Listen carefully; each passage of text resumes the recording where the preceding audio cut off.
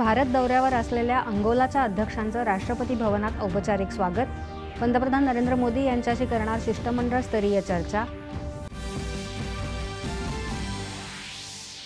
नवी दिल्लीत आयोजित पहिल्या राष्ट्रीय मध्यस्थी संमेलनाचं आज राष्ट्रपतींच्या हस्ते होणार उद्घाटन.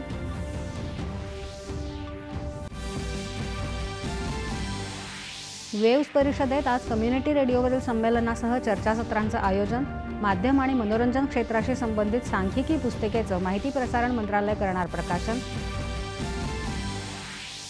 वेव्समध्ये मुख्यमंत्र्यांच्या उपस्थितीत राज्य शासनाचे विविध कंपन्यांची 8,000 कोटी रुपयांचे सामंजस्य करार. मुंबईत नवी फिल्म सिटी उभारण्यासाठी 3,000 कोटींची होणार गुंतवणूक. परदेशी विद्यापीठांचं कॅम्पस असलेली देशातली पहिली एज्युसिटी नवी मुंबईत उभारली जाणार. 2 विद्यापीठांशी महत्त्वाचे करार झाल्याची मुख्यमंत्री देवेंद्र फडणवीस यांनी दिली माहिती. वेव्सच्या क्रिएट इन इंडिया चॅलेंज अंतर्गत 32 श्रेणीत 60 देशांमधल्या 750 अंतिम स्पर्धकांनी सादर केल्या आपल्या कला. विजेत्यांचा डॉक्टर एल मुरुगन यांच्या हस्ते सत्कार. नियंत्रण रेषेवर पाकिस्तानच्या कुरापती सुरूच. भारतीय सैन्याचं पाकिस्तानी आगळिकेला सडेतोड प्रत्युत्तर.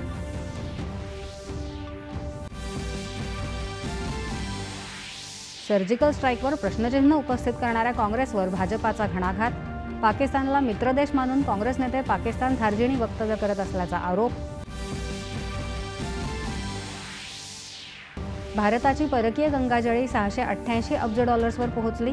भारताची एकूण निर्यात 825 अब्ज डॉलर्सच्या उच्चांकी स्तरावर.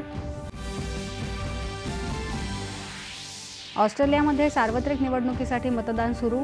मजूर पक्षाचे अँथनी अल्बनीज आणि लिबरल पक्षाचे पीटर डीटर यांच्यात मुख्य लढत. उत्तर गोव्यातल्या शिरगावच्या प्रसिद्ध लहराई देवी मंदिरामध्ये आज पहाटे झालेल्या चेंगराचेंगरीत 6 जणांचा मृत्यू, 26 जण जखमी.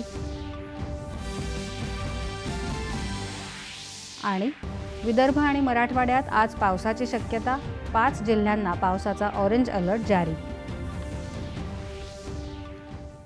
नमस्कार.